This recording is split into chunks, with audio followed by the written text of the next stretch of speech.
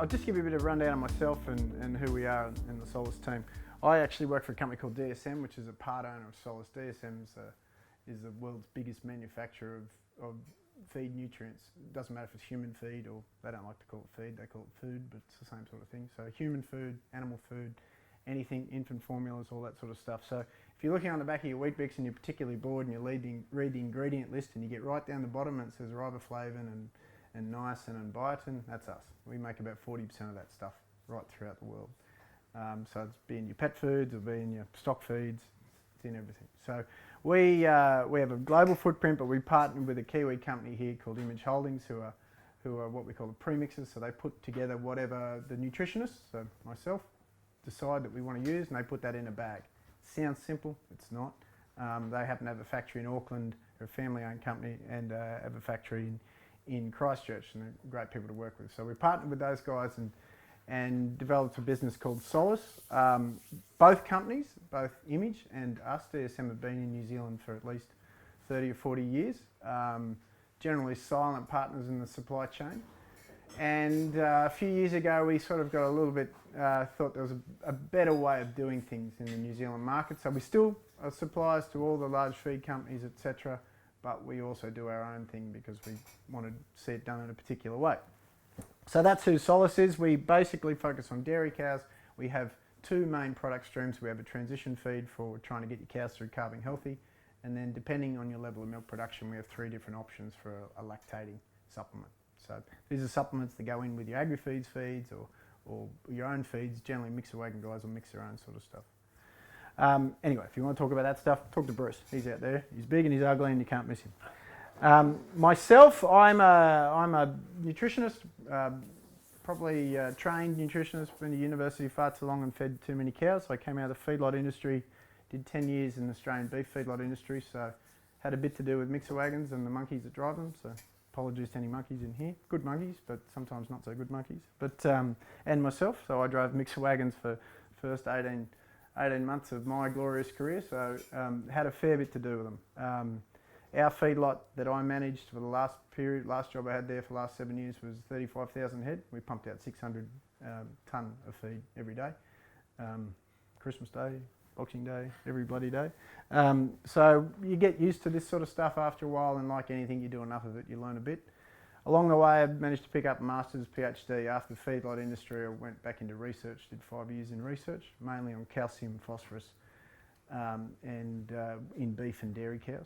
And then I've been with this company, which takes me all around the world, mainly Asia Pacific, and our biggest markets in Asia Pacific. Anyone guess, not including China, what's the biggest market for ruminant feeds in Asia Pacific? Here? God no, like too much grass. Should be, that's a different map. Australia. No, not Australia. No cows, so that's a bit of a problem. Japan by far. Japan have 4 million head who live in little houses, and they have to have their feed delivered every day. Wagyu feeder steer, 350 kilos to go to the finishing feedlot. Anyone guess the price? $10,000 US. When it finishes in the feedlot, $13,500 US. Got a mortality rate of 18% in the calves, so they're very keen to find things to stop that sort of thing. Yeah, dairy, this one might sting you a bit more. They've got 900,000 dairy cows. How much for a litre of milk? They get paid. And they just get litres, they don't care about components too much. Oh, they don't want to see 2.5% protein, but you know, within reason. $1.20 US, all day, every day, per litre.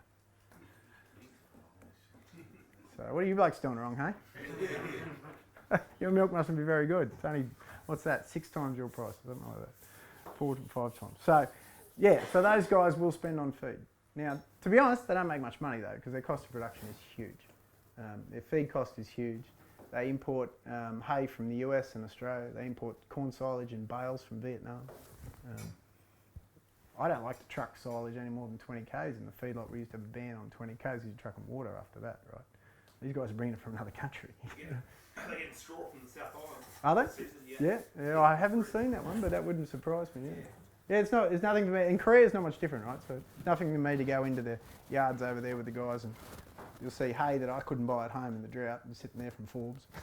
And then you'll see Tiffany from California, and you'll see Lucerne from Canada. Yeah, it's amazing. So it's a different world. But you do get to learn a lot of things, and it's a lucky thing from my point of view. This is the country I think that has the most potential. I'm not just saying that because I want to get out of here alive. But it does. It does have huge potential in the dairy industry. And I know a lot of people in the dairy industry think we kind of hit your peak and all that sort of stuff. You probably hit peak cows, there's no doubt about that, but you certainly haven't hit peak milk. There's going to be a lot more milk produced in this country. It has massive potential to feed cows. And I'm not talking about switching and going to a US system, or God forbid, an Australian system, but I'm talking about just refining what we've got. There's massive potential there. The average this year I think is going to be about 375 milk solids per cow. And we're going to talk about today how that is pretty, that's pretty easy to smash. And probably most of you guys in this room do smash it. But the biggest challenge that we see is that so many farms decide to go up, and we've done a lot of modelling, and our belief, the ideal production zone, and of course every farm's different. I'm not going to sit up here in Dairy NZ and tell you what you've got to do, but the ideal production zone on the average farm is generally the body weight of the cow, 95 to 120% of body weight. And we've stress tested that, we've run it through every economic model that we can bloody find in terms of different payouts and different commodity prices.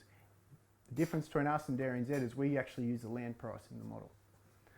Dairy NZ don't use land price, that's supposedly you don't have to pay for that stuff, but we use land price.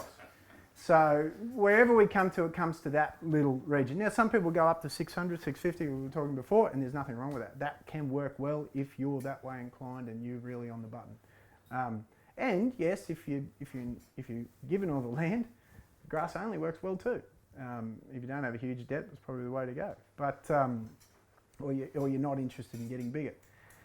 The challenge that we see, and the biggest issue for the industry is, and I was talking to a farmer on farm yesterday afternoon after we did a talk down in Ashburton, and he is standard Kiwi farm, right? He's grass only, buys in a bit of PK when things are tough. He's got a lot of irrigation, so he very rarely buys in much PK. So on the South Island, he's doing 370 milk solids, but he'd like to go up. And the reality is, so many people go up and quickly go back. And there's two things that take them down. One is feed costs, and the second is animal health. So they used to get 5% milk fevers or 7% milk fever, and that is New Zealand average. And they go up to 450, 480 milk solids. Someone goes in, shows them how to shoulder feed, sells them a starchy pellet or something like that to really maximise peak, and two things happen. Their milk fevers go to 20%, and the year after that, their infertility goes to 25%. So suddenly, you make a lot more money, but you're shoveling most of it straight to your vet, and sometimes to the feed company as well. So it doesn't have to be that way. That's basically the main reason we started this business. We were a silent supplier to feed companies, watching this happen time after time after time, and it doesn't need to happen. And further to that, feed isn't a cost, feed should be an investment. So many farm systems in New Zealand look at feed and they go, geez, that's me losing because I don't have enough grass. If you're doing that, you're losing, I guarantee you. But feed should be part of your system, and I don't know any dairy farm in this country who shouldn't be able to sit there at field days and have 80 to 90% of their feed contracted. And every farmer that asks me, do you think this is a good price? And I say, well, how much should I buy? I say, how long do you intend on dairying for? And they say, well, what do you mean? That's a stupid reply. Well, it's not really. From a feedlotter's point of view, where I was in charge of buying $45 million worth of commodities every year, the number one driver of how much commodities we bought was how long we were going to feed for and how many cattle we had contracted. Because the sum of when we make money is the beef price, which we kind of knew because we're a vertically integrated company, the incoming cattle price and the feed price. The ops, that was going to be what it was going to be. And we just looked at our forward level of contracting of cattle, and that's what we bought. Now, I wouldn't go any further than a season, because you might change your mind in next winter and sell it all and go on a boat somewhere. But if you intend on dairying and you know how many cows you're going to have, you should be running a system where you know how much you're going to feed. And if you know how much you're going to feed, then you can contract that at the best time of year. And your variable should be your grass silage. or your maize silage, depending on your system. That should be your variable. And then, of course, you're going to get some years that are worse than others. But in New Zealand, the definition of worse is a 20% extra feed purchase. It's 2 months. You know, I saw once the newspaper here said, "You remember the drought in November?" I was like, that's impossible. You can't have a drought in 1 month. But they could here. I actually took a photo. That took it back to Australia and pissed a lot of people off. And one person said, "Did they mean from November to November?" No. They meant November. So that's where I want you to walk. How I want you to walk away from this meeting. I want you to start thinking that way, right? We're not here to do a big pitch because what we do is just a tool in your toolbox of achieving what you should be trying to achieve. And yeah, there are other companies who do similar things. Similar, not as good, but you know, there's other companies as well. But if you guys don't get this bit right, you're not going to be there. So it doesn't matter. It doesn't matter to us. If you're not feeding right, you're not utilising your grass right, and utilising your maize silage right, and all your fodder sources right, because that's your job. You're here to grow fodder. You can buy in concentrates. You can't really have much of a system buying in fodder. I don't care what dairy you're in what part of the world. You'll buy it from time to time, don't get me wrong, but you should never be banking on buying fodder. If you're not utilising that efficiently, you won't be here and you're not going to be a customer of ours in the future. One of the questions I always get asked is, why do we have to listen to a bloody Australian about nutrition? And I thought about this and I thought it was pretty simple. Because that's why. That's my family farm in November. And that's not me taking a photo because that was a particularly bad day. That had been like that for 3 months. That was me taking a photo and abusing my brother, saying, get the freaking bulls out on time because the heifers keep having calves, right? At the wrong time of year. And that's all it was. And I was doing this talk and I thought, you know what? And I was flicking through my phone and I saw that. Ooh, yeah, that's ugly. But I thought I'll put that up there. So, yeah, that was the fires, yeah. So that place didn't burn. It was 20 k's away, the fires. But we had another place that burnt, but it wasn't too bad. So, yeah, we actually had to take the inglorious step of using palm kernel last year, and that's a dirty word in Australia. But it was a bit of a saviour for us. So obviously, I know some good suppliers. Thanks, guys. But Australia is incredibly variable. So I grew up feeding cattle, supplementing cattle. Our family farm, we've got about 1,000 head, run about 500 or 600 breeders, and we supplement every winter. We supplement one of two ways, depending on we've got 2 properties. We either grow annuals, so oats and rye, if we've got the time and got the season, or we supplement frosted off tropical feeds. So it's something we do. It's ingrained in our society, right? And that's why there's a lot of nutritionists come out of Oz, because we do it repeatedly. If we want to find out how to graze ryegrass the most efficient way, you come over here, right? You don't come to Oz. Right? So that's what we do. We do nutrition. It's not about that, oh, we're smarty bums and you guys aren't. You guys haven't had to do it. Okay, we're going through a change here in New Zealand, and there's nothing wrong with that. When I started in the feedlot industry, we were going through a massive change, and we lived on the teat of the Americans. And now we've got our own feedlot guys and all that sort of stuff. But that's where we learnt from, and then we adapted that to our own conditions. The key is when you get nutritionists from other countries, is make sure they've done some time here and understand the situations here. I've seen more Australian and South American nutritionists not feed off cows in this country than I would care to repeat. There's actually been more bad ones than good ones. It's because all they've done is take their system from their country and plonk it in here, and they haven't understood what your resources are, what your nutritional conditions are. And they've just done what they've done from home and brought it over here. And it's a good way to go break quickly. The other thing we've got at home is variability. So that photo was taken in December. This photo was taken on Sunday.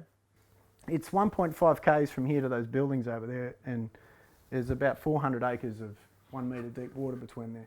We've had 750 mils of rain in 4 weeks. So I'm not skiting because it's not much fun. So I'll just leave the before and after photo there. That's 4 weeks apart. We cut 3 tonne of silage in 3 weeks. Like in 3 weeks we went from that to that and did 3 tonne to the hectare, and we're about to cut on Monday, which we'll do 6 tonne of tropical grass silage. So it is crap, but it's something. We'll do 6 tonne to the hectare and 2 cuts in 6 weeks. And that's our starting point. So don't give up hope. That's worse than here. You could be there in 3 weeks too, right? And you know the worst part I have to say about the photo on the left is... You know the worst part on the photo on the left is that hole dried up a week later. I couldn't be... It was a water source was supposedly a spring-fed hole for my grandfather's piggery. And it's never dried up. And I thought, oh, geez, that's as low as it's ever seen.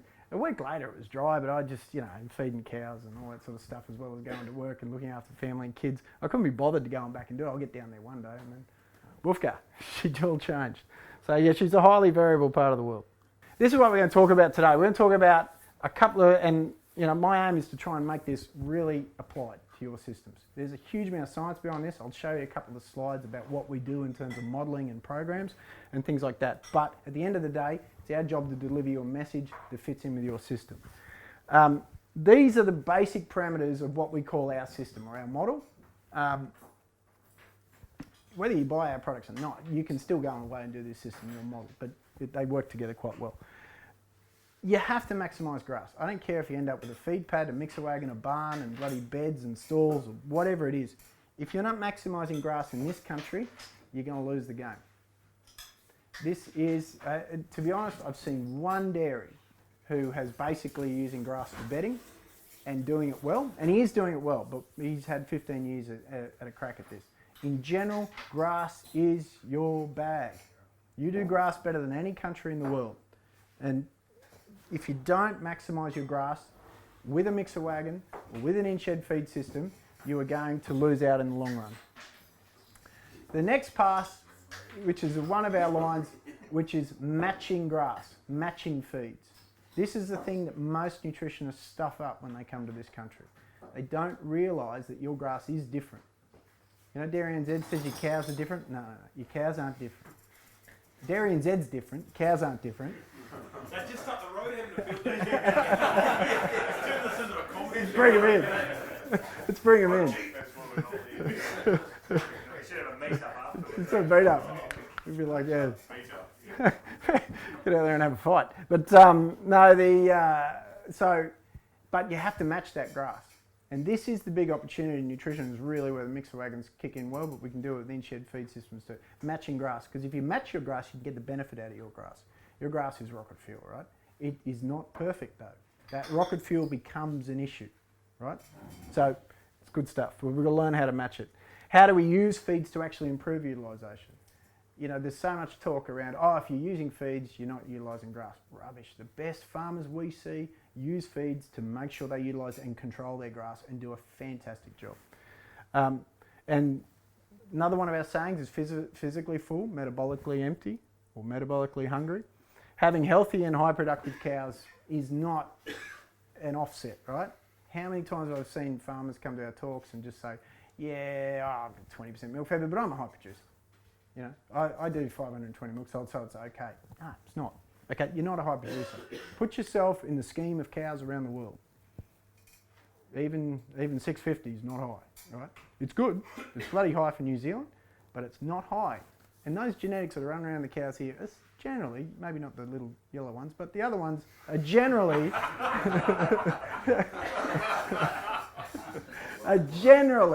very, very similar. They've just had a different lifestyle to the ones that are producing 800 or 900 milk solids. And the last one's keeping it simple, making it pay, which is probably 90% of the reasons why you're here. Okay, there's a lot of talk about nutrition. People like me get paid by companies who sell stuff that's not on that board, right? They're the only things you have to have. Is there should you use other stuff? Yeah, potentially from time to time if it works for your system, but you have to have those 5 factors, right? This is not a discussion. But the last 2, which you're probably scratching your head going, geez, do I really have to have that? You've got it anyway. You're growing it. It's coming in your feed, right? What we do from a minerals and vitamins point of view, our aim is just to do the top up where it's deficient and when it's deficient. But you are feeding those last 2 yourselves. It's coming via your grass. And of course you understand energy and protein is a requirement. But your minerals and your vitamins are a must-have. There's no 2 ways about it. If you don't have cobalt, you know what happens. If you don't have selenium, you know what happens. But they're really minor things. If you have the wrong ratio of calcium and phosphorus, you may not know what happens, but if you've got it, I can come and show you what is happening on your herd. Phosphorus was never really talked about in this country. Good fertiliser regimes, moderate milk production, it's never been a huge issue. But phosphorus came roaring to the top of the list started about 2010, because one researcher decided that he could buck the trend of any nutrient expert around the world and advertise a feed for 2 months straight with 0 phosphorus in it, called fodder beet. And that has made phosphorus now a big topic. It shouldn't have been. It should have been, here's a great feed, and you have to feed 50 grams of DCP, for example. That's what it should have been. But that's not a great spiel. It's just you can feed this and everything's good. So you have to have it. These two they're not negotiable, right? It's just about where you get it from. So if we switch to vitamins, that's the one you probably don't hear about most. It's the one that you guys feed more vitamins than any dairy industry in the world. You get it for free, right? You get it out of your grass, especially beta-carotene, which is a carotenoid and the precursor of vitamin A. However, if you're a barn guy and you decide to put most of your grass through a silage-based system, in other words, you go and sile it first and you do maize silage, you just shot the lot. You just destroyed it through the silage system. So these are the things you've got to understand about nutrition. You are the nutritionist on your farm. You are doing nutrition every day. When you use a mixer wagon, you do the feed system, or you put them in a paddock. So these are the things to understand, and that's where guys like us come into it. I'm going to skip these next couple of slides, but it gets pretty intensive. Look, when you see the production graphs that I'm going to give you as an example of what we do in different feeding systems, I want you to understand that guys like myself will use really complex models like this. And these models aren't predictors. I can't go and find your cow and say, this cow, if you feed it this and this, will give you exactly 32 litres. That's not what they're for. They're to model a scenario, right? They're that complex that we get into basic things like weight and age and milk production and components, but we also get into the temperature, the wind speed, the coat's length, and how much mud, how much walking they do, whether it's uphill or downhill, and what's the bedding content. Are they outside or inside? That's all the stuff. And these are nutrient models, right? So what we're looking at is looking at where energy goes, and I've missed that slide, but where energy goes and where it comes from. Because that's what we're doing as a farming system. One of the best things I use this for is actually looking at what we do with our excess protein in New Zealand. You have a massive amount of excess crude protein in your diet, and you hear enough in the media about where it ends up, right? And this has been going on for years. It's something we've been concerned about well before they ever started talking about it in the media. When I was in research and we had a meeting with Lincoln and they were telling us about how much urea they used on their example farm, our whole team just went, "You're kidding. There is 500 kilograms of N going straight through this soil." And they said, "Oh, where do you come up with that sum from?" "Well, this is how much milk you're producing, this is how much protein's in the milk, and this is how much fertilizer you're putting on." It's a pretty simple equation. It's just going straight down. "Oh, yeah, it doesn't matter, it just goes straight out to sea." Christ, we didn't even do that in Australia. We're cleaning that. So there's a lot, this modelling is, I can't tell exactly what's happening to that one cow, but it's about looking at whole scenarios and whole systems. Now, you know the important thing, the thing that most concerned us about that nitrogen, we worked out very quickly it was equivalent to a kilogram of grain a day in energy loss. That's how much her liver is energy she's working through to take all that 32% crude protein ryegrass and turn it into urine. Pulling about 10 to 12 megs of energy a day. So why? Why do it? You know, that was our point. This seems a bit crazy. But so we've got to understand that. We've got to understand our systems, and that's what this is about. And I guess we just want to show you those things. It is bloody complex, and there is years and years of time spent on that sort of stuff. But that's what we do behind the scenes. We come up with very simplistic type, solutions, but that's the point, right? All right, so maximising grass. So really when I talk about maximising grass is rotation lengths, quality and amount, but we all know that, okay? We could go next door to hear about that, maximising grass at Dairy NZ, and they'll do a good job on that, I will say. I can't kick them all the time, they do some things really well. And they do talk about grass really well. There's only one difference between what they're saying and what I'm saying. And it's really in spring and even now.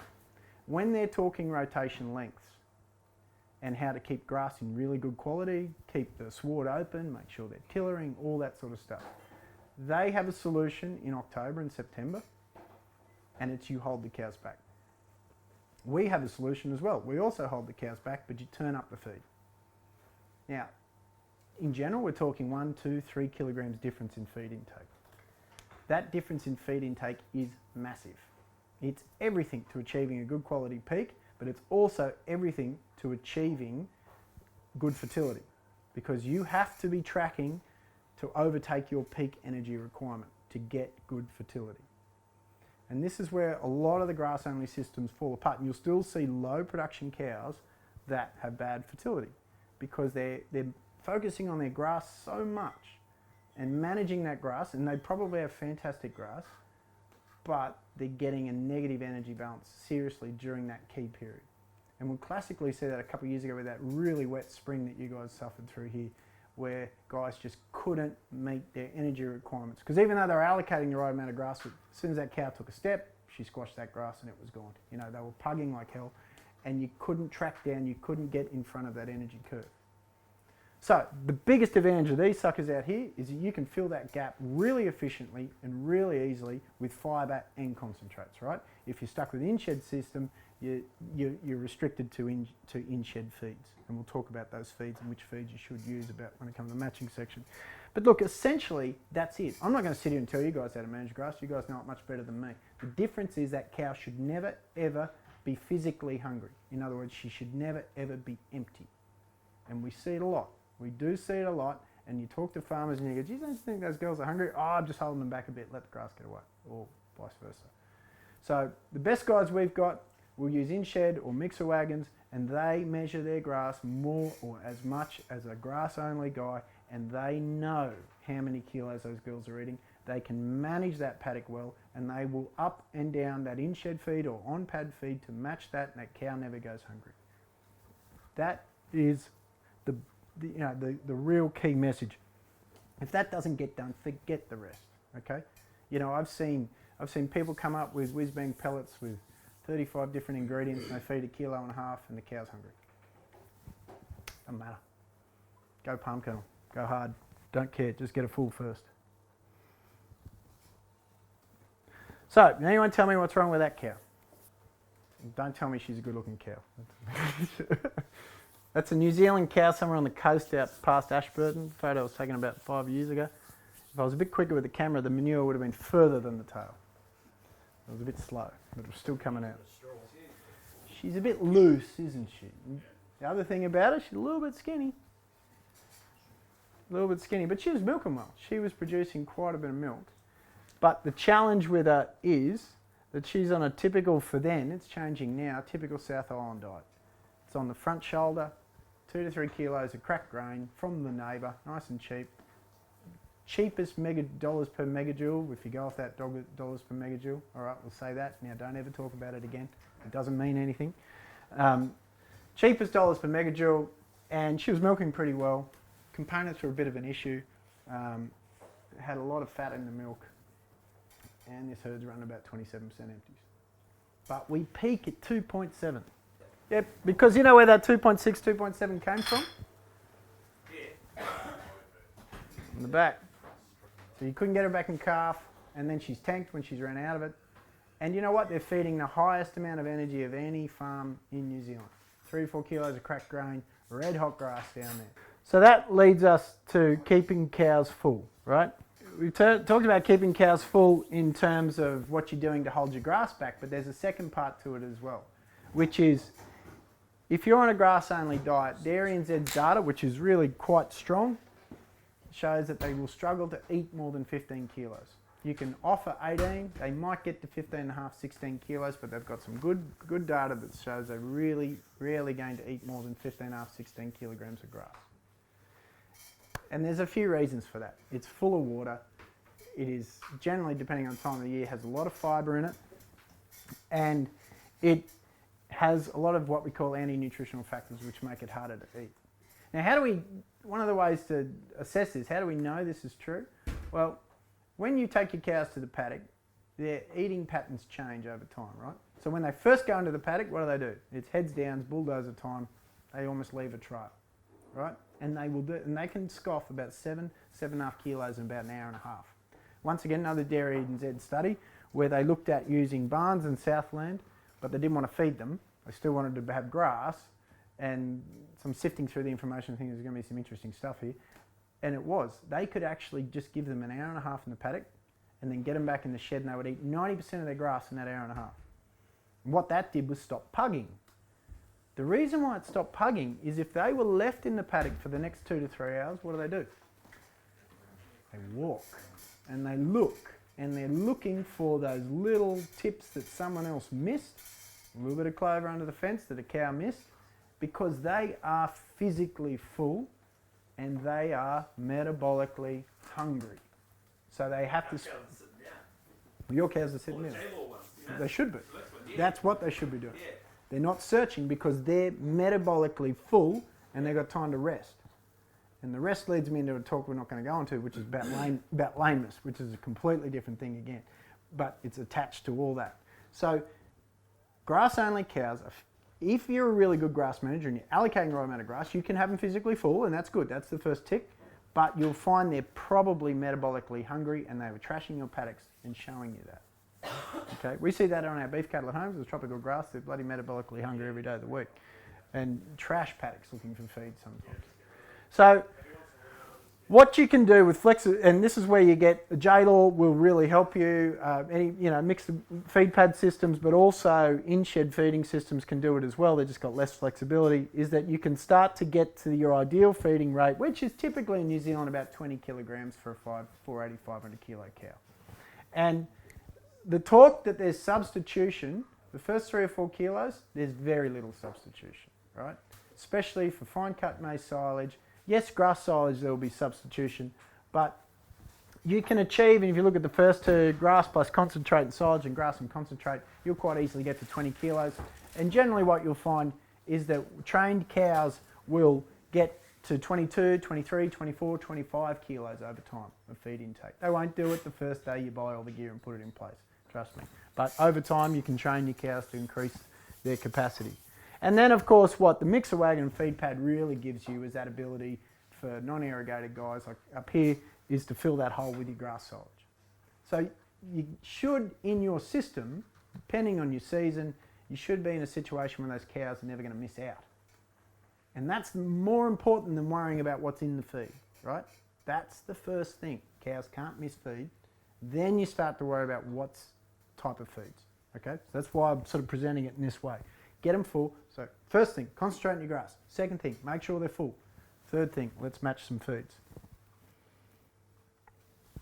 So matching feeds to grass and stage of lactation. In like all businesses, I got to report up a stream to some people who really don't know much about what I do, and trying to explain to people there's a big opportunity in New Zealand 4 or 5 years ago, and using the marketing guff, it's a life stage solution. Okay, what does that mean to you guys? Nothing. But what it actually means is there's basically almost 1 cow in New Zealand, and she calves in August, and she dries off in May, and she goes through a very similar season all around. Now I know you guys think that everywhere's different, but in New Zealand compared to Australia, you're very, very, very similar. And you can split it into north and south if you want, and we're seeing what, 10% autumn calvers, 8% maybe, going that way. But in general, you've got a really similar pattern. It's February, it's dry. It's not a surprise. Okay, it might be slightly drier than some other years. Some years might be wet, but in general, this is what happens, and you're starting to get into late lactation, or you're in mid-lactation, heading towards late. You know what's going to happen. For the average dairy farm in Australia, at calve year-round now, be buggered if you're going to change your diet by season, because you've still got some early lactating cows, you've got some mids, you've got some lates. It's a terrible thing to try and manage. You guys have got a fantastic opportunity to sit back, as I said, in June, when it's pissing down rain outside. You can legitimately sit in the house and say you're doing something for the farm here. You can be sitting down and mapping this stuff out.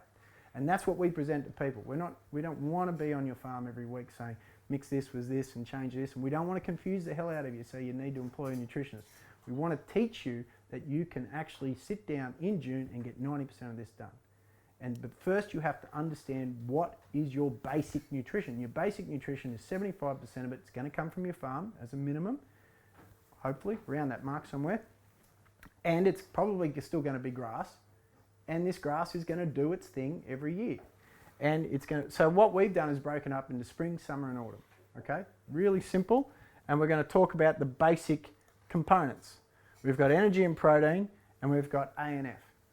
ANF is an anti-nutritional factors, right? So these are things that we've got to deal with our grass. And these ANFs tell us what we can match with it. So you probably guessed from the photo, the last photo, rapidly growing spring grass with no fibre, very little buffering capacity, generating hardly any saliva, is not a good place for 3 kilograms of finely ground wheat. Right? You guys probably get that. There's a lot of people still in the South Island raise their eyebrows and go, well, we've been doing it for years. But it is not. So, but we have to understand that first before we move on. So what I've done is broken up grass, made it very simple, green, red or yellow. Yellow is when I couldn't really make up my mind. But green is what we've got. So in spring, we focus on spring. It's our most important time. We get heaps of energy, far too much protein, or heaps of crude protein, and we've got a hell of a lot of anti-nutritional factors. Okay, can someone volunteer me some anti-nutritional factors in grass in spring? Water, yep. No, you just pull it apart. Yep, no fibre, no structural fibre that is, yep. Think about a lot of minerals there, but the wrong minerals, aren't they? What do you have trouble with in spring? What do you have to put on? Mag, right? It's because there's too much potassium. And also because there's too much non-protein nitrogen. Both of those block magnesium. Spring tends to be really low in sodium. So quite a few things that we've got to try and balance. So protein, we've got way too much. Talked about that from non-protein nitrogen. I've already talked about the fact that it takes energy to get rid of that. You're also now going to have legislation requirements in the future about this excessive crude protein. So excess protein. Then we switch to summer, which is, obviously there's a transition period in there as well. I will say that going between those two periods, you often reach a nice little sweet spot. And sometimes that can be for quite a while. I think this year is pretty good. And sometimes it goes in a week. Especially when you tend to have a really wet spring, it just tends, I don't know down here, but especially at home, it just tends to rock really quickly, right? In summer, you can have a deficiency of energy. Okay, the energy we talk about in grass that's most important to us is a thing called WSC, or water-soluble carbohydrates, or otherwise known as sugar, right? Sugar is the one that we really, as nutritionists, look at. The fibre is the next component that we talk about a bit, so NDFs, and yeah, in summer that can be a problem. Protein can be deficient in summer, but generally you guys are starting from a bloody high base, so I'm yet to see a truly protein deficient cow. And then ANF's generally gone. Our potassium's dropped down, our proteins are gone, our water tends to be gone, and we've got structural fibres. Structural fibres are high in calcium, which is what we didn't talk about in the spring, being low in calcium, and spring tends to be excessive in phosphorus. Time you get to summer, that calcium phosphorus swings around, and we're going to show a graph on that. Autumn can be a mixed bag, right? Sometimes we get a great autumn, sometimes we get a lot of green grass, it doesn't seem to have any punch in it, no energy in it. That one always still confuses me. Quite often we still get too much protein and no sugar. I don't know why that is. We can have, and probably this year, especially in the Waikato, if they still sold methylene blue, I'd be filling my fridge up with methylene blue because there's going to be nitrate left, right and centre when that breaks. Depends how it breaks, right? But if it rains in April and then you get a frost 2 weeks later, ooh, they're going to kill some cows up there this year. Yeah, and so ANFs can still be quite bad. So we want to match feeds. We want feeds in spring then that are high in fibre. And we don't want any ANFs because there's ANFs in the feeds we buy. You want to tell me what you think an ANF in a feed that you buy would be? Think acidosis. Starch. Starch is a killer for acidosis. Sugar is not. Okay? Sugar will cause it, but it's not going to kill them. Starch just keeps driving that acid way down. Lack of fibre in virtually every concentrate feed you buy in. Maize silage, cracking maize silage, high cut maize silage, snaplage can be a bit too high in starch, but generally maize silage is pretty well balanced, comes with its own fibre and its own starch. Grass silage is lacking sugar, but that's probably not too bad because if we're in a spring with good sugar levels in our grass, it's not too bad. We also, so then in summer, we actually want a high energy feed and a high protein feed typically. And then in autumn, we generally just need to fill them up and make it cheap. That's my general philosophy on it. So where we're going here is we're going to turn this on its head. You've probably been to talks and had people tell you've got to feed a huge amount of energy in spring to get over that negative energy balance. It's all about energy, and fill them up, and we've got a whiz-bang bloody starch pellet here for you to get them up there. I'm about to tell you to do the opposite. Okay? You have energy in spades in spring. Not in August, right? You generally got a bit of saved grass and it's cold and it's wet and you have this. But when you start to get to September and October, and depending on when you turn, depending on how far from the ocean you are and how high up the hill you are in this part of the world, all those sort of things, you've got plenty of energy in your grass. It is rocket fuel. It is the best grass in the world by a country mile. All you have to do is allow that cow to capture it. Okay? And that's what your supplementary feed in spring has to focus on. How does she capture that energy? So if we go down, this might surprise you, but these are the feeds that we advocate for you to buy by season, right? In spring, and of course this will depend where you are and the costs involved and all that sort of stuff, you should be focusing on straw, PKE, soy hulls, brole, maize silage. Okay? Generally I don't use straw unless there's a full TMR system and you really need scratch factor. I'd prefer to see in most grazing systems palm and soy hull and brole, and maize silage works well. What they're going to do is they're going to slow that rumen down. They're going to stop her coughing and hitting the wall in the dairy shed. They're going to slow that rumen down. And I'll tell you, the thing to look for on farm in spring is to go out, and those cows that are squirting, look at the manure and does it bubble? Not straight away, but after a few hours. Go back, have a look at it. Is there bubbles coming through it? And I guarantee you, in a lot of cases, there is. And that is sugar still fermenting in the manure. Now remember this, in your farm system, you have bought the farm, fertilised it, used chemicals, grown the grass, had the cow, created that energy. She's wasted energy on chewing it, eating it, and then she shat it out. It seems like a lot of work for that. And that is the missing piece of the efficiency puzzle in New Zealand. We've got to get that energy from the grass into the cow. Okay? And we need to slow it down. Now, the better grass manager you are, the worse it will be.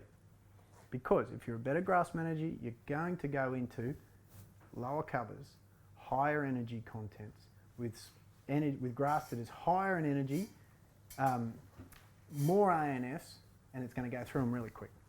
So the better you are, I call it good farmer's disease because it will also come and impact on your minerals and your milk fever as well. Good farmer disease, this one. You are going to waste energy. And when farmers click to this and go, hang on, I could just use some really simple feeds and they're also the cheapest. So I'm not trying to sell you something expensive. I'm just selling you something cheap here. These are the cheapest things you can do. You can grow a chunk of them on your own farm. You can use them through your mixer wagons or in shed feed, even if you don't want to use the mixer wagon when there's heaps of grass around. I get that. Drive those buggers if you don't have to. Sorry, Ken. But if you can enable that cow to start capturing that grass, you're a long, long way ahead in improving the efficiency on your farm. Okay, so then we get to summer. Now this is a bit backwards because I know a lot of the Kiwi ideology is Christmas time, kick everything out, I'm milking in the morning, going to a batch in the afternoon, right? No, summer is the time to make milk, like you said. This is when we have to focus. You want to, the best farms we work with peak at 2.35, 2.4, and they're over 2 at the end of January.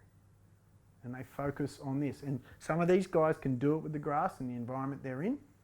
They're pretty summer safe sort of areas, and they just make sure that grass quality is so good during spring, and they will utilise heaps of palms and soys and broles and things like that to make sure their grass is mint coming into December, right? But part of that process is they will actually make a lot of high quality grass silage during spring.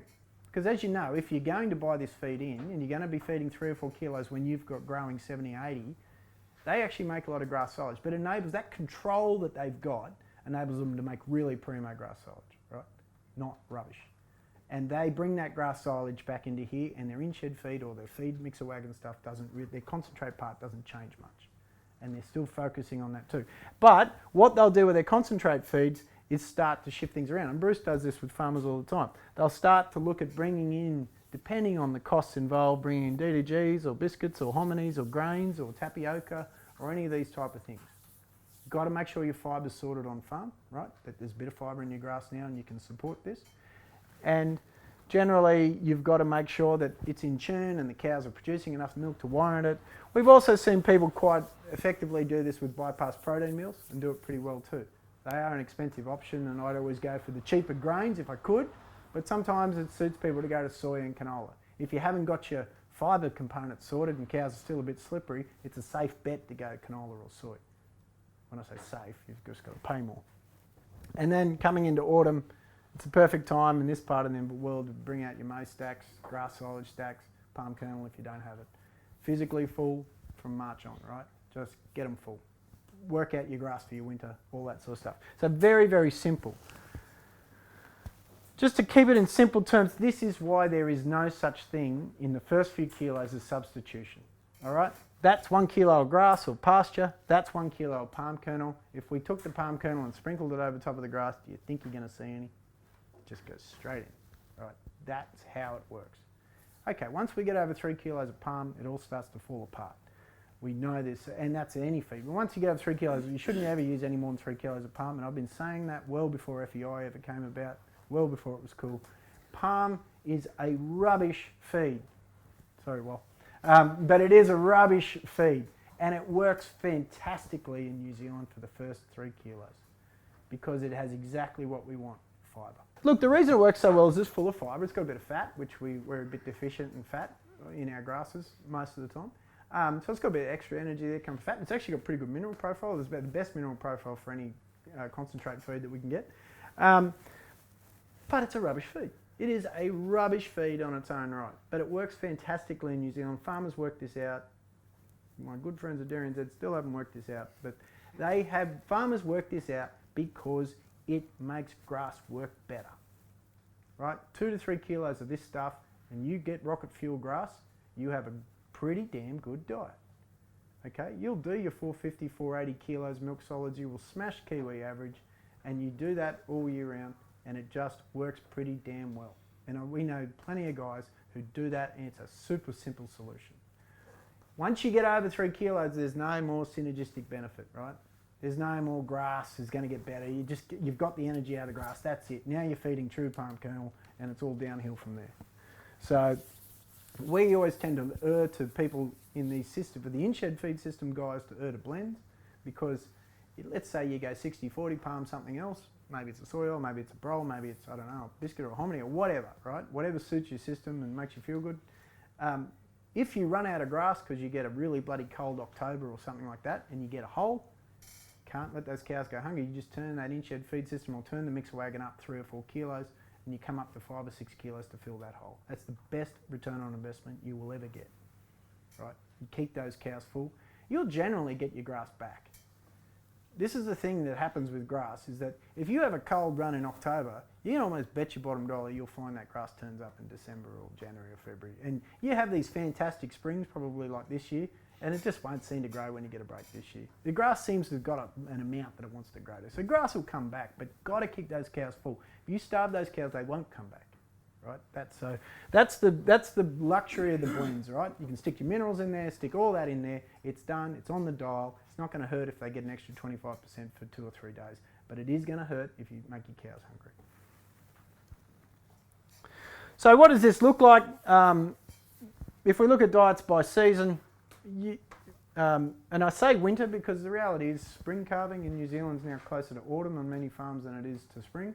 A lot of guys start calving on the 1st of July, so there is a winter period, right? We've got saved grass in many situations, especially on the South Island.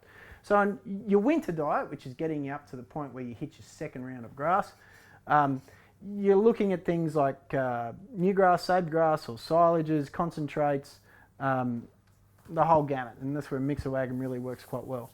When you get into rocket fuel time, the farm I was on the South Island said for him, he can put it, it's usually give or take 1 day around September 20th. Good old irrigation farms, right? They know exactly where it's coming. But September 20th, he's got to have his diet changed.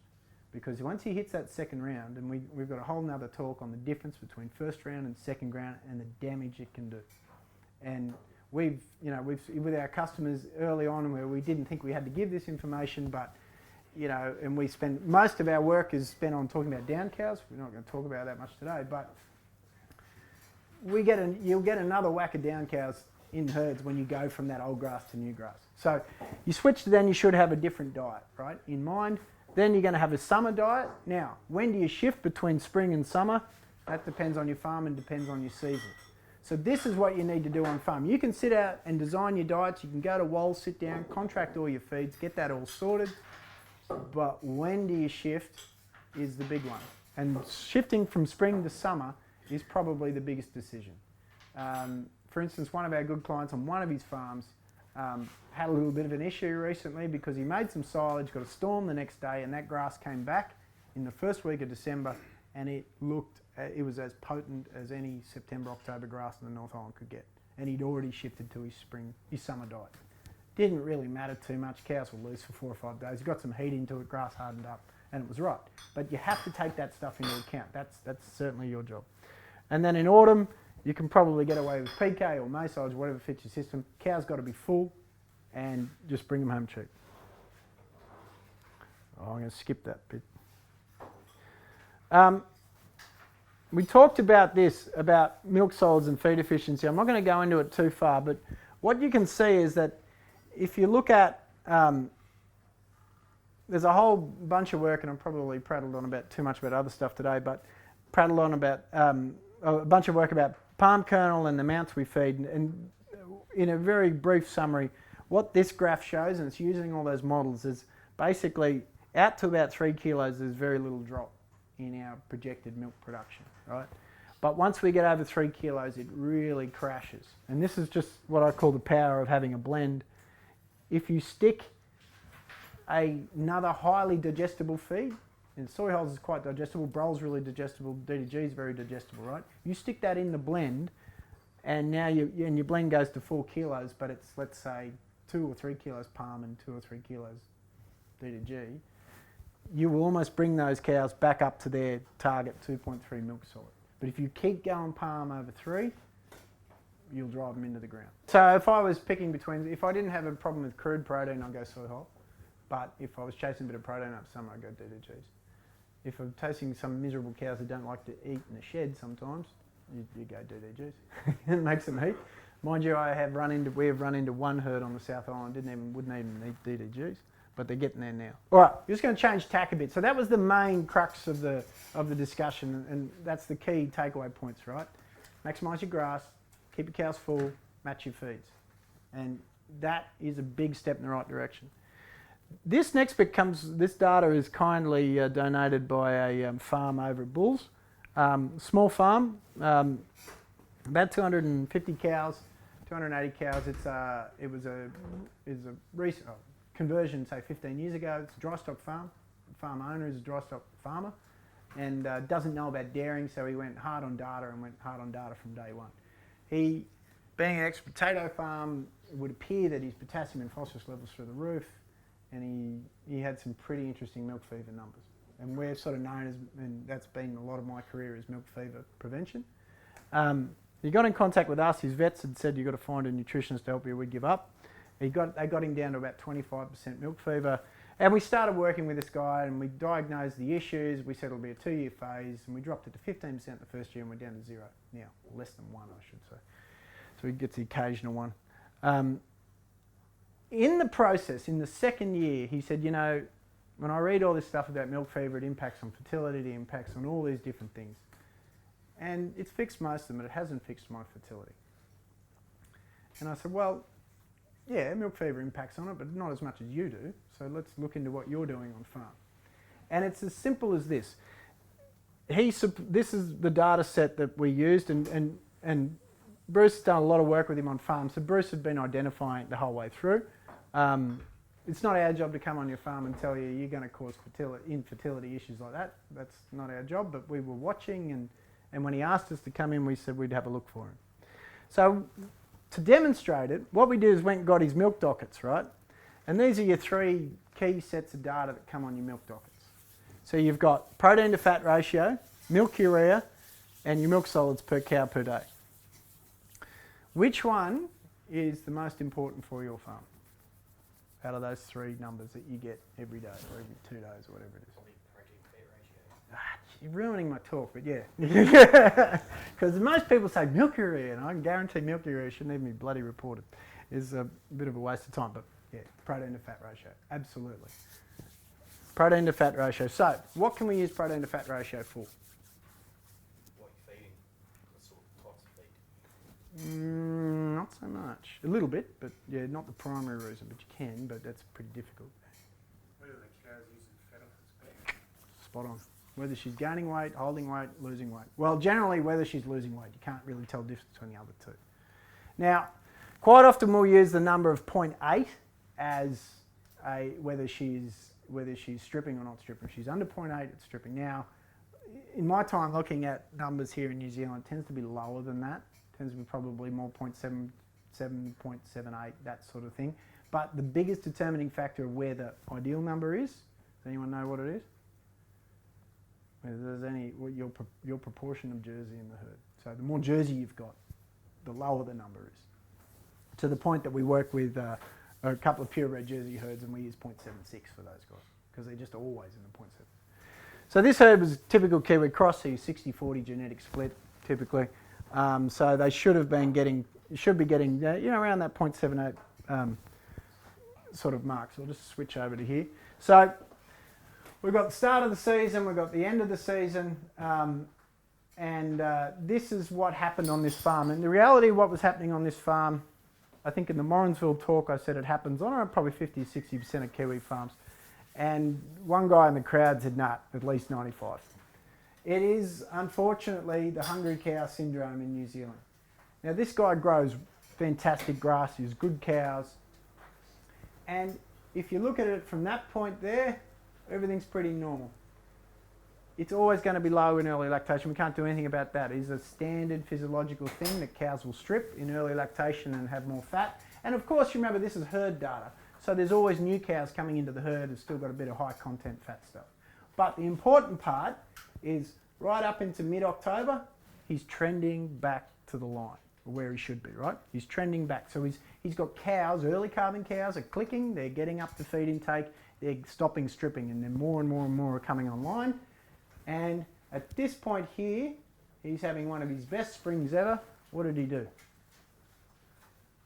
Because he did something bad. Yeah, went grass only. Because he had grass coming out his ears. He went grass only, gave them as much as they could eat. And they crashed. The whole herd crashed and seriously crashed. They were physically full, metabolically hungry, stripping weight like hell. What else happens at the end of October? It's when you're trying to, right? So if you were running a TMR barn somewhere, we go, right, we're into repro, quick, pull the feed out. It happens on a very, very large proportion of farms in this country. Now, sometimes grass is good and it's dry and all that sort of stuff and maybe they can do it, but the more likely thing is a lot of farms get away with it. Do you know why? Because they're only going to peak at 1.8. And if you're only going to peak at 1.8, 15 kilograms of grass in spring is fine. My dairy professor I've stayed in contact with for the last 20 years, in his retirement he's gone to work for a little co-op. And I said to him when I started work here in New Zealand 7 years ago, what's your take on the fertility conundrum? And he said, what fertility conundrum? In New Zealand. He said, what fertility conundrum? I said, you've got skinny cows that are on an imbalanced diet who have the world's best fertility rates by a country mile. You know, there's always this talk about how bad our fertility is in New Zealand. Forget, if your comparison to the rest of the world is not even a fair fight. It was a bit like rugby until the last World Cup. Sting. So so what happens is the tradition has been, if you think in a zero feed system, right? So it's grass only. What do you have to do in August? You have to hold them back. And you're holding them back on top of that, you're holding them back on old grass. And it's fine. There's nothing wrong with holding them back then, because you know what you're going to do to your peak? You're going to drop it. You're going to cap your peak. So you might have cows genetically capable of doing 2.6. You starve them in August, just after they calve, you will bring them back to less than 2, and you open the fence up at the end of September and you smash them into positive energy balance and everything gets in calf and you do 250 milk solids. So we can fix the calving issue quite well. The biggest issue for calving is shoulder feeding. So you feed on the shoulders, you build that high peak, and then you pull the feed out. And that's what this demonstrates. So they pull the feed out right through to here and go grass only. But this is where it gets really sad, because it's December, it's the Manawatu, and what happens? It's dry. Real fast. So, in comes the palm kernel now. And heaps. And look what happens to protein to fat ratio. Like, woo, we're back. Milk production has crashed now, and you can see it here. At initial crash here, when they ran out of feed, and then look at it, what happens here. Junk. Look at that angle. Milk production's crashing because we're feeding more than 3 kilograms of palm kernel. We're jammed it right up. So cows love it. I got plenty of digestible feed, but I'm not producing any milk because there's no sugar in there, and I'm just going to put it straight back on my back. Unfortunately, the grass kept getting worse and worse and worse, and you can't live on 8 kilograms of milk of PK, and then feed restriction kicked in, and they got down to total intake of 12 kilos. So what happens then? Okay, back we go. Let's get that fat back out into the system. But look what happens to milk, and down we go right here. And then it rains and everything comes back to normal. All right, so that's what's happened on this farm. And that's pretty easy for me to sit there and go, this is what's happened to your fertility. Doesn't matter how good we fix the milk fever back here if this happens. Now here's the scary numbers. What's a lactation curve meant to look like? Our lactation curves is meant to look almost as flat as possible, and then your typical drop off here. And your cows will do it because they're great. Kiwi cows are great cows. But you should be at least there. Area below the curve, 85 milk solids per cow. Right? That's how much he missed in a 650 payout year. Do the sum, $600. This guy ended up feeding 1.5 tons of palm kernel in this year. So he fed a lot of palm. If he had fed 2 kilograms of palm kernel a day in here and kept his grass high quality, what would have he had to do? He would have had to make shitloads of grass silage. And if he had fed 2 kilograms through there, he would have grew huge amounts more grass because his grass usage would have been so much more efficient. He would have been getting around, he would have kept his rounds really quick, he would have been going into beautiful high quality grass, he would have fed 2 or 3 kilos in the in-shed feed system, and he would have made more bales than he's ever seen. I can't remember the number, but he went back and calculated it because he loves doing that stuff. And the sad part for him, as he said, was he would have had enough grass silage to float straight through this period here. And his cows would have been in calf, and he would have done 490 milk solids instead of 415. And he wouldn't have spent. The only money he would have spent was his baling cost. That happens in New Zealand more common than we think. And it doesn't need to. And that's why New Zealand has more potential than any other country. We're not going to use any more feed, we're just going to do what we do smarter. That's all. We're just going to balance our cows. We're going to allow our cows to do it properly. Do you bother looking at the milk urea at all? Yeah. Yeah, look, I would never go straight to the milk urea. I'd use milk urea to try and help me solve the problem. But the classic one is when cows are perfectly efficient in their rumen between crude protein and energy available, milk urea will be as low as it can see it. And the sad thing, and I like to monitor the dairy farming Facebook sites because you get some really interesting unedited comments. And you know, how many times you see at this time of year someone put on there, my milk urea is a 5, what do I do? And 10 out of 15 recommendations, I throw 50 grams of urea in. And all I can think to myself is, A, you had to pay for the urea, B, you've cost yourself energy in the cow, and C, is if you're not responsible and you get a decimal shift, that's what happens when we do errors in feed milling, is decimal shift. So you either go 5 grams of urea or you go 500 grams of urea, and you could kill a lot of cows. I love urea, I grew up feeding the stuff, but you know, as we used to say when I was teaching and people would talk about how can you justify the cow deaths on urea, it was quite easy. You have 100 cows, you feed urea over winter, 100 cows are 50 kilos heavy by the end of winter, but one dies. So 100 times 50 is 5 tonne of cow, but one died, and that's only 500 kilos, right? A bit different in a dairy cow because we're not talking beef, we're talking milk. But urea is good, it works, don't get me wrong. But if you don't need it, it's a risk you don't have, you shouldn't have, okay? So most systems, like the classic that Bruce and Aaron and the guys, our team always say, when people ask them about milk urea, they say that, well, let's come back to that. How are the cows looking? Never been better. All right, let's just leave it at that. Never been better. Okay, if you've got manure stacked up like that and you've only got maize silage and palm kernel, you might need some urea in there. But you've got to remember, TMR systems, we target about 15.5% crude protein. And if we go to these bypass amino acids in the really high milk production cows, it's even lower. Because we're fine-tuning to the point that we do not want to waste energy on a liver taking ammonia out of the rumen, turning it into urea and putting it in our effluent pond. The scary thing is what milk urea should be used for and it's not being used for. You should all be taxed on your milk ureas. Forget all the other stuff about nitrogen in waterways. This happens in other countries. You deliver milk that's over, I forget what the number is, let's say it's 20, you pay money.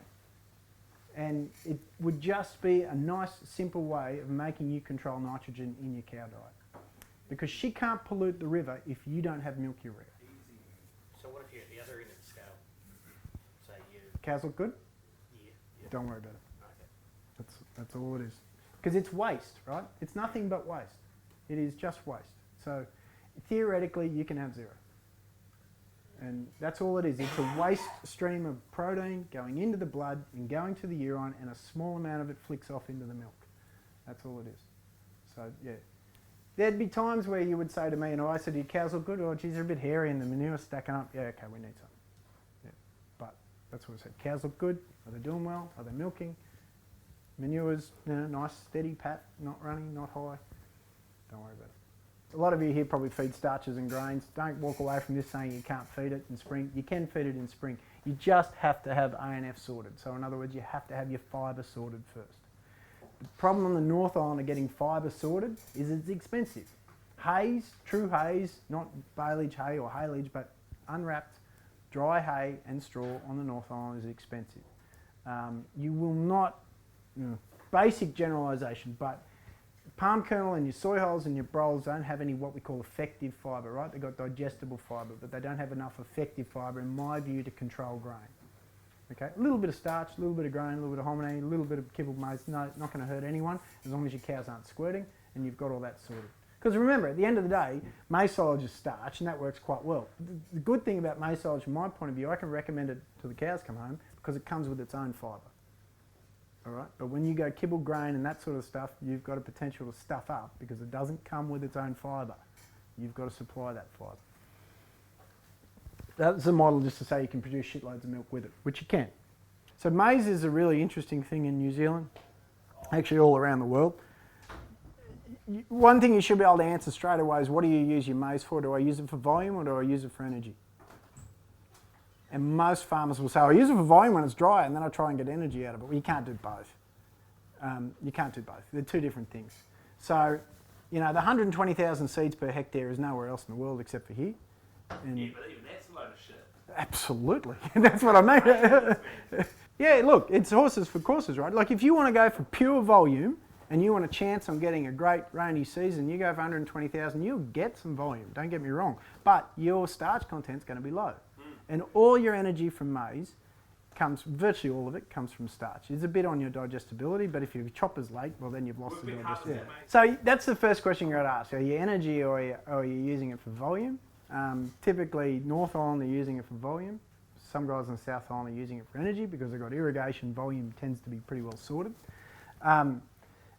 In the feedlot game at home, we used it for starch and fibre. So we can't digest leaf in the feedlot steer, right? Because his pH in his rumen is way too low. We've killed all those fibre digesters. So all I wanted was starch and fibre, and I had some pretty handy maize silage pits. They were 35 metres wide, 6 metres deep, and 120 metres long. So I didn't have much trouble getting compaction on it. So I'd be happy to get it brown. I'd be happy. Some of the best maize silage we harvest was 50% dry matter, but we could get the compaction on it. And it's sold right? It's no dramas. Yeah. Got to get the compaction on it though. Yeah. But we know, as I said, I want that stalk, but I want it to prickle, and I don't care that all the energy is now in the kernel because it's starch and my bugs can use that starch. So it's horses for courses with maize silage. Look, in the US, the trend is to go back to long cut, right? Because they don't have fibre in the grass like we do. That's it, and they... $1,000 kernel shrinkage process. Yeah, there you go. Yeah. But yeah, so look, it depends what you're using it for. You got to be careful. I've heard this short chop maize silage a couple of times this week. Everyone's going early, I'm going short. And well, typically if you go early, you should go long, because when you go early, even though these plants, Early harvest. yeah, especially up in Waikato, there's a lot of guys going in earlier than they would want to, and they say no, it's dry as hell, it's fine. But just because it's got a brown leaf, remember there's bugger all moisture in the leaf. Most of the moisture's in the stem and the cob. And remember, every cut zone is a weep zone. Yep. So if you've got excessive moisture, you're going to weep more, and you get more cut zones, you've got more weep zones. And when that stuff runs out of the pit, that's not water that you didn't want, that's all your sugar. And that's what kills a little dead path, because that's fermented sugar, which is acid, right? So typically, if you go wet, you should go long. But If they had moisture in their stalk, they wouldn't be harvesting at that. yeah, true. Well, no, a lot of these guys are harvesting not because of the maize, they run out of food. Ah. Yeah, they're going early. Yeah. So I would go long, but anyway, I'm not. I don't get paid to talk bloody maize silage anymore. As I said, I've said a couple of times, you should be just basically sitting down and on your concentrate side and just designing yourself a diet by season, right? You should 3 diets. You don't want to be out there with mixer wagons and a whole bunch of grain bays and every night scratching your head going, what should I buy next? What should be my diet? Forget that stuff, all right? You're not a TMR dairy system, unless you are, but there's very few here in New Zealand. Your main focus has got to be the grass. You need to be using any spare grey matter time to be focusing on your fibre production system outside in the grass. So sit down in winter, design yourself some diets, have a look at your prices. As I said, you know, generally what I've seen, June's a good time to lock stuff up in terms of pricing. May not be this year because it's pretty high, but you know, play it by ear. But even if you're not locking things in, just look at your pricing, and all it comes down to is when you move that, when you switch diets, right? When do you switch from your late season diet switch to cheap is probably going to come down to your cows. If you've got cows at 2 milk solids and you decide to feed them cheap and they drop to 1.6, you have no one else to blame but yourself. Because that, you do the economics on that, right? That's a killer. So, so you've got to work out when you go to your late season, you've got to work out when you go to your summer, right? But generally you should be able to get something that suits your system pretty well. So 1, 2, 3, keep it simple. So I'll tell you an interesting story on that. In the, what was it, 14 milk price crash? One of our big guys, who he is the funny, like he's got 4,000 cows, right? He just went, you know what, and everyone dropped their pants on feed price because they're like, oh, no one's going to buy. We've got to get some tonnage, and most of these feed importers will want to buy tonnage in early, right? So they can get their ship sorted and get all that stuff done. He went even harder because his return on milk to feed was better than it had been at any other time. And if he looked at his total sums, if I pull the feed out, my milk is just going to drop a mile. If it is balanced and if it is in the system, it works. Okay, yeah, if you run, you're still going to run into the drought situation, right? Because you're banking, with the budgeting I'm talking about, you're banking on 75% of your grass or whatever. Okay, you get to a really bad season, then you reassess them, but you don't have to buy extra. We're only talking about buying what you need for the good season, not buying what you need for the bad season. You buy what you need for the bad season, you make that decision when you get here. Just a couple of little things on minerals. We just put the soccer ball mineral thing up there. That's to talk about interactions. You guys probably know more about minerals in soils than you do in cows. Now, I know more about minerals in cows than I do soils, but it's actually quite similar. I'm not saying the same interactions occur, but there are interactions and tie-ups and everything just like there are in soils. Probably the thing that's disappointing around the world at the moment is people love to talk about the micros, right? Your seleniums, cobalts, coppers, zincs, you know, there's organics and there's glycinates and there's this and there's that. Bugger all people talk about the macros, which are 1,000th the time in volume. In macros, your calcium, phosphorus, mag, sulfur. For our cows, that's where we're at, and just that's the key part to focus on. In what we do as a product, less than 5% of the cost is the micros. They're really, really cheap. Most cockies pay 5 or 6 cents for their micro packs. It's in our stuff, but it's less than 1 cent. It is bugger all, right? You get stitched up on most of that stuff. But the phosphorus, calcium, and your mag, and your vitamin D interaction to those is really important, and the interaction between selenium and vitamin E is really, really important. Outside of that, that's up there to confuse you, so I can seem mysterious and very smart. Good farmer disease, okay? This is really important. This is ryegrass data. It does come from the US, from Australia, so I apologise for that, but we're looking at these macro minerals, which are the ones that I think are really important. Calcium, phosphorus, magnesium, potassium. And what they've done is they've just taken mineral samples every day from when the cow grazed it, right? So if you like to graze 1.5 days or 2 days, or 1.5 leaf or 2 leaf or 3 leaf, they didn't put leaves on it, they probably should have, but look at what happens to these minerals, right? Low calcium at the start, high calcium at the end, phosphorus, high at the start, low at the end, mag sort of doesn't change much, but potassium crashes, right, as you go through. So potassium means the availability of the mag is different, and the calcium-phosphorus ratio is very, very important. This red line is pretty well ideal for cows, but it's old, crappy grass. And this green line is pretty much ideal for producing milk, but it's young, mineral imbalanced grass, okay? And then further to that, cows who eat old grass don't produce much milk. If they don't produce much milk, they don't produce much calcium, so they're happy as Larry. Cows that eat fresh grass produce a lot of milk and they produce a lot of calcium, but you know what? They don't get to eat much of it. So there's a good farmer disease kicking in there, and it's something you have to be conscious about. The spin-off conversation with a farmer at the start of the week was, well, I do 360, 370, I'd love to go to 450 to 460 milk solids.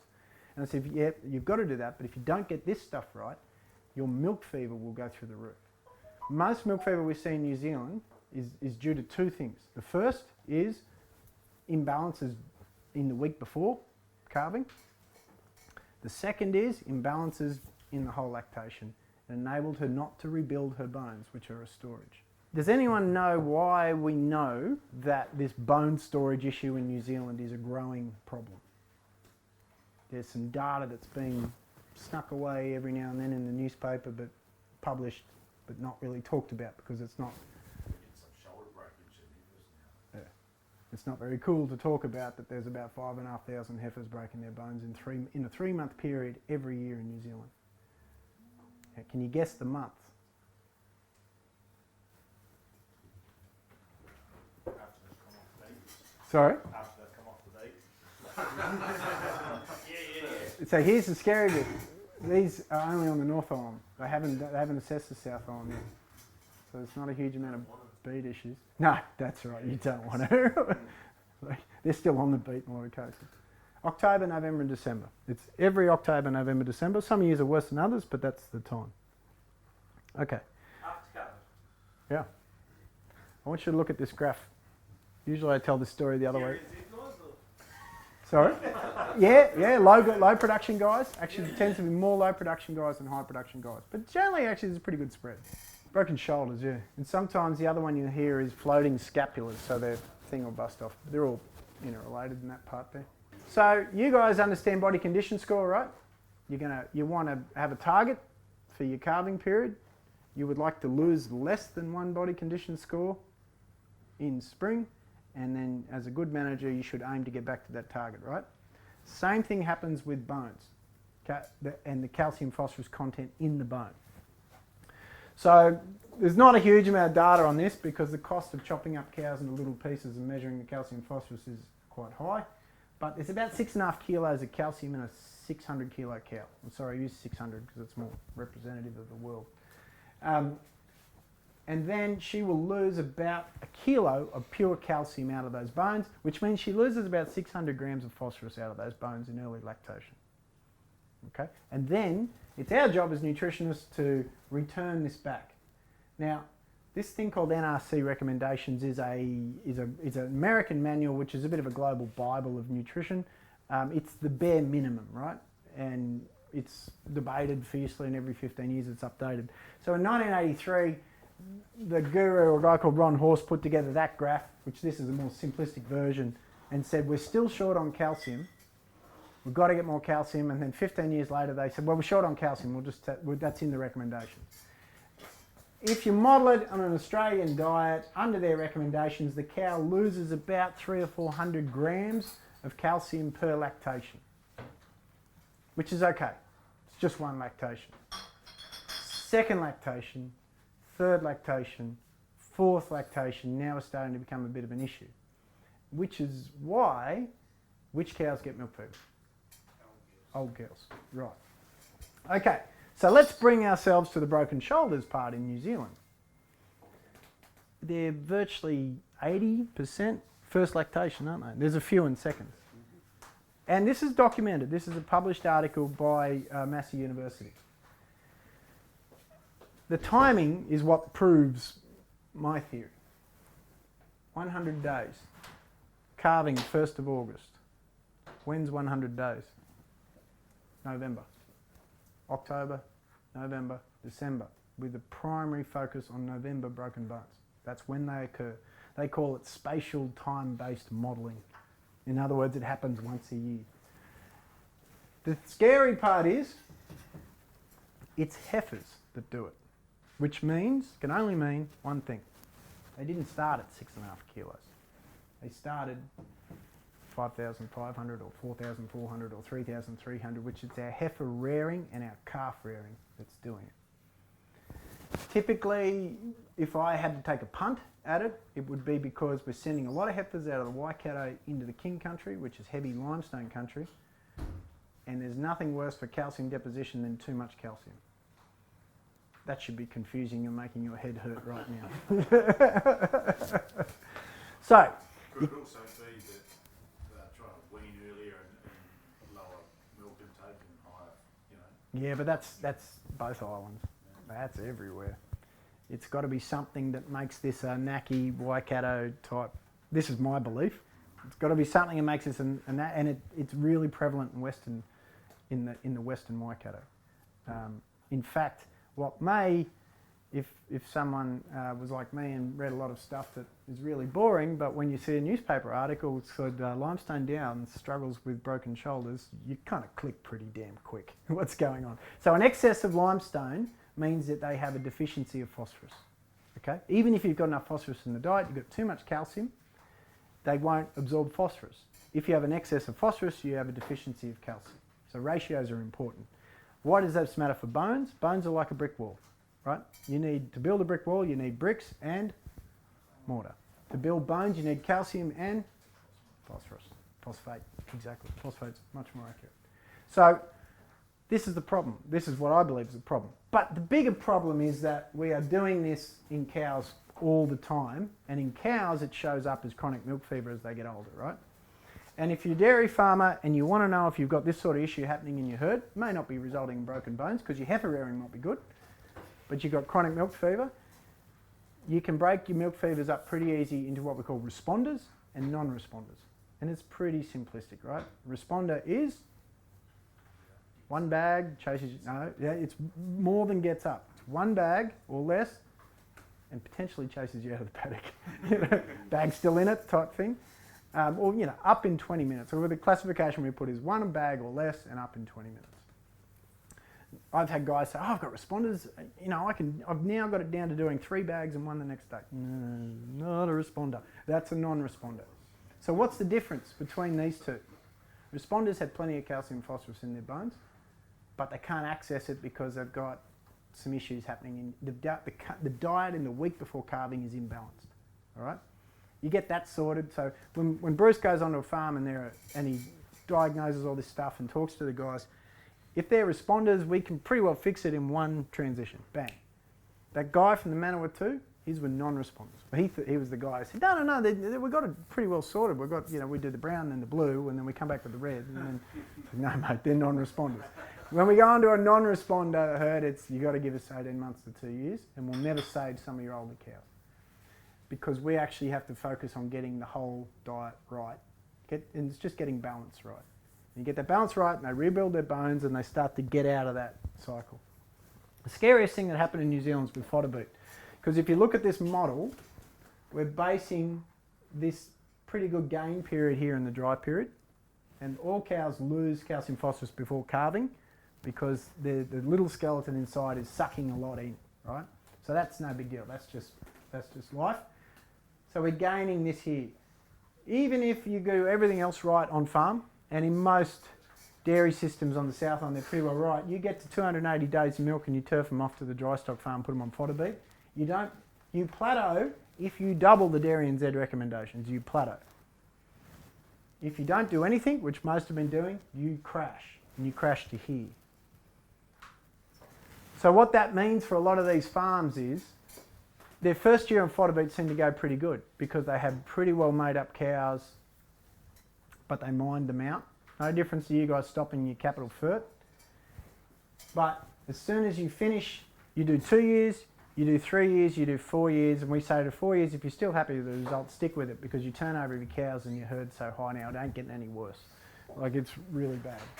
So that's what we talk about in calcium and phosphorus in terms of status and making sure your cows are built back up and all that sort of stuff. Just an example of that, I've worked with a guy in Matamata and 500 cows. He would have 100 go down every year, and that happened for 5 years. And he would lose between 25 and 30 cows every year. That's what he was designed to. And then we got a call about it, went along, sat down, had a look. We've changed a whole lot of things for him. Last season he had 2 cows that went down, 1 died because she fell on the feed pad trough. And it was just jigging some stuff, looking at what he was doing and just changing a few things. So. Yeah, like that's the thing with milk fever is people get resigned to it because you go through it every year and you get used to it and that's it. You know, we get people come along and we go, oh well, no, I've got it sorted. It used to be 25, now I'm 15. That's pretty good. You know, like there's no bad number. It just is what it is. I'm probably going to skip it, leave it there, and go to the final couple of statements. So, KISS, probably all played rugby. I played rugby badly because I'm an Australian, but you know, we always taught kids, keep it simple, and keep your nutrition simple. There's huge amount of room to be gained in New Zealand dairy system by just focusing in on our benefits that we get here, the grass, etc. So go 3 basic diets, test your homegrown forages, we didn't really talk about that much, but get an idea on your macro minerals early on and then design your macro mineral systems around it. You'll do your macro minerals, you won't buy them off us, we'll help you, but you'll decide whether you need, we'll help you, let you know whether you need DCPs, how much mags, how much salts, how much calcium, that sort of stuff. Make sure your diets work in the cow. So make sure you've got healthy cows. No point chasing milk if your cows aren't healthy. And use the concentrates to fill the holes in the diet and spend the rest of your time focusing on your forages. So your grass or your maize, depending on what you do. I tend to talk about far too much, it drives Bruce up the wall, but we do a lot on lameness as well. I'm not going to get into lameness today, but I'm just going to tell you, think lameness, think 3 things. And ration, diet is one of them. The other one's rest. When you're talking about your cows who lay down and sleep and chew their cud, they're fixing their feed at the same time. So all these things tying together, the majority of animal health issues in New Zealand are nutrition based. And not many people will tell you that. Probably the only one that's not is environmental mastitis, and even it's got a bit of nutrition in it. So lameness is the biggest cost, mastitis is the biggest cost. Lameness, and then milk fever and all the associated things on milk fever, retained placentas, ketosis, all that stuff, they're all nutrition. So this thing is a really good tool for fixing that stuff, but keep it in mind. And that's it, I'm done. I'm going to have a beer. Any questions? I think we're going to have lunch. You can just ask me questions during that, huh? Face off the camera. All right.